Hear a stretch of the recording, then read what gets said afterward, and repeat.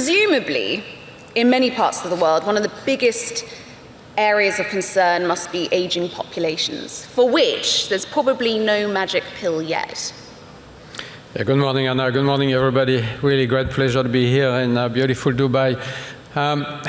Aging is, of course, one of the big causes of healthcare issues and death, of course. But actually, you know, aging is a good thing. Living longer is a good thing. The biggest issue in the end is almost self-inflicted. It comes from air pollution. It comes from climate change. There are lots of people dying of heat conditions, heart attacks. There's a lot of people who actually develop cancers out of microplastics. So that's a big reason for the rise of diseases, the environment in which we live. And the second big reason that is also self-inflicted is overweight, excess weight. Obesity or even excess weight actually drive low-level inflammation in the body, and this low-level inflammation will drive kidney disease, heart disease, cancer, and many other conditions. So those are really the biggest reasons for the increase in death, and most of it is actually preventable. 75% of deaths come from non-communicable diseases. And most of those are preventable, but government actually only spends about 3% of healthcare budgets on prevention and early diagnosis. Well, that is key. So we're looking then maybe at needing a greater focus on preventative medicine. Where is this being done well? Well, I don't think there is anybody who's doing it very well, actually, because it is very, very complicated. Requires education campaigns, it requires funding. Every country is trying, but resources are an issue. You need to redeploy resources from treatment to prevention or early diagnosis. Technology is helping, AI is helping. There are many places where AI can help. For instance, early diagnosis of lung cancer. Early diagnosis of lung cancer is really fundamental because if you are diagnosed early with lung cancer, your probability of being alive at 5 years is going to be 95% with good treatment, surgery. But if you're diagnosed when you're metastatic, your probability of being alive at 5 years is maybe 15%. With modern treatments, 20–25%. But still, 75% of people die. So diagnosing early is key, and then AI can help. We have, for instance, in our company, we have partnerships with countries in these regions, actually, looking at how can we use AI to diagnose early lung cancer in X-rays that have been done in people who have, for instance, a chest infections. There are lots of reasons to have an X-ray of your chest, and most of these X-rays are kind of wasted, if you want, in terms of using them for early detection of lung cancer. So by using AI and applying this to those X-rays, you can actually identify people who have early lung cancer, you know, take the cancer out, and then basically cure them. Let's stick with artificial intelligence. How is AstraZeneca using this technology? Because I imagine it's not just used for diagnosis. Yeah, I mean, I think AI is completely transforming healthcare, actually. I was listening to Larry Ellison a bit earlier talking about the use of AI. And if you look at the NHS in the UK, for instance, he is right. I mean, the NHS has an enormous amount of data. The problem is that data is in fragmented databases. So there's a big effort underway since quite a number of years, actually, to try and consolidate this data, at least by region. And if you have access to this data, AI can help. AI can help identify people who have early kidney disease, because doctors may miss it. So you deploy AI to the electronic healthcare records of people, and you can identify early disease. AI can help doctors identify people with rare disease. Problem with a rare disease is people actually, on average, get diagnosed 5–6 years after their first symptoms. The best day in life of someone who has a rare disease is the day they are diagnosed. It takes a long time. AI can help, and because doctors don't know what to do, I mean, it's rare, not very common, they don't recognize the symptoms, AI can help them. Doctors are very busy. They are, they have a lot of work to do. So AI can help guide them, help them diagnose, help guide them to the right treatment. Technology is actually so productive these days. They have many, many options. They're overwhelmed with data and information. AI can help them. In our industry, AI is also changing the way we do business, the way we research products. We apply AI to find new medicines. We apply AI to accelerate the optimization of molecules. For instance, when you have a large molecules, it takes typically 6 months to optimize the molecule for safety efficacy, even before the clinic. We can do this in a matter of days now. You can do it in a matter of days, and you can finance the development of the technology. With healthcare systems, it's a huge burden to transform your healthcare system, to incorporate technologies you've never used before, which of course raise issues of safety and trust. How do governments tackle this, particularly given so many healthcare systems are already completely overwhelmed? Yeah, different regions or different countries are in different situations, of course. Some are more dealing with cancer as a big burden, others are more dealing with cardiovascular disease.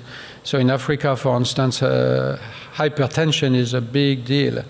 35%, 40% of people above the age of 25, 30 have hypertension. And hypertension may seem to be a very minor disease. It's actually a real problem because it drives heart attacks, it drives kidney disease. And people who have kidney disease end up in dialysis, and dialysis is expensive. It's, of course, problematic for patients. You produce a lot of carbon, and you consume a lot of water. Patients with dialysis will consume 30,000 liters of water per year. So preventing hypertension is an imperative in parts of the world like Africa. In other places, it's really looking for early prevention of cancer. And here again, technology can help. We're not far away from the days when a simple blood test would enable the early diagnosis of cancer at a relatively low cost. Technology is not exactly there yet, but we are very close to this, I think. And governments are starting to implement this. Again, technologies will help. But it is very difficult because of aging, because of the increase of diseases and the cost associated with this, of course. Yeah. Prevention and early diagnosis is the key. You have to, beyond prevention, the next step is identifying patients early. You have to screen, identify the disease early, whether it's kidney disease, lung disease, cancer, intercept the disease, cure patients, and save a lot of money that way. There's a huge focus at the moment on longevity science, on biohacking. People are really taking their healthcare into their own hands at this stage, particularly with preventative medicine. Supplements. Here in Dubai, you can get a full body MRI, you can get your DNA sequence. I've done it all here. But it's not accessible, it's not cheap. How do we make being healthy accessible to more people? That's a great question, but I think the technology is improving so rapidly, the cost is dropping. I mean, the cost of doing a deep gene sequencing has dropped from, when it was initially discovered, maybe $1 billion to do a sequencing of DNA, to today maybe a couple of $100, and it continues to drop. So that is becoming more and more accessible to more countries. MRI is the same. The cost of MRI is rapidly declining.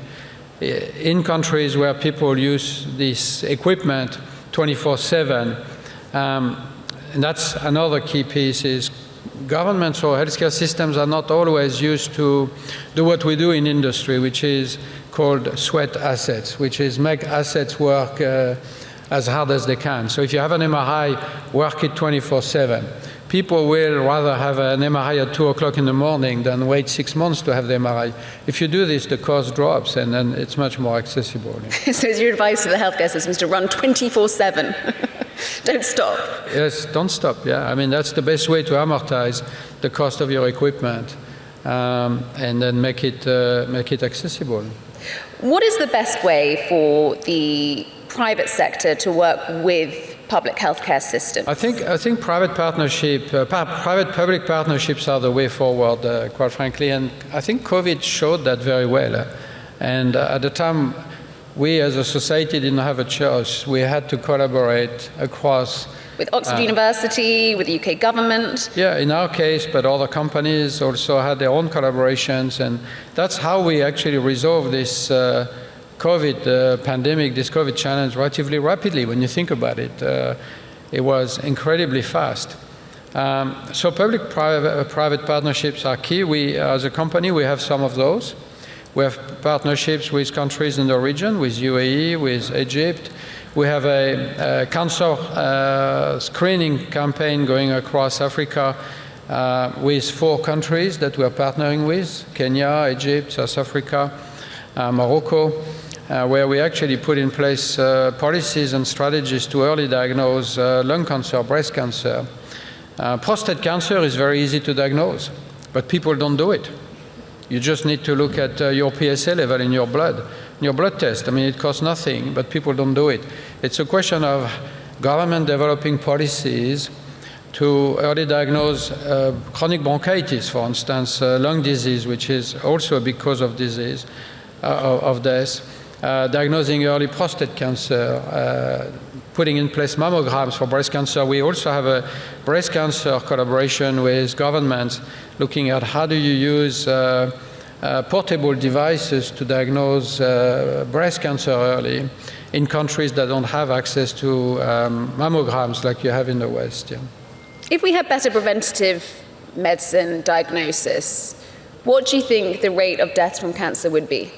I think the rate of deaths, I can't give you a number, but it would completely collapse because cancer is rising. Cancer is going to increase by 50% by 2050, and it's a question of obesity, I think, driving this low-level inflammation, driving cancer. It's a question of pollution, microplastics.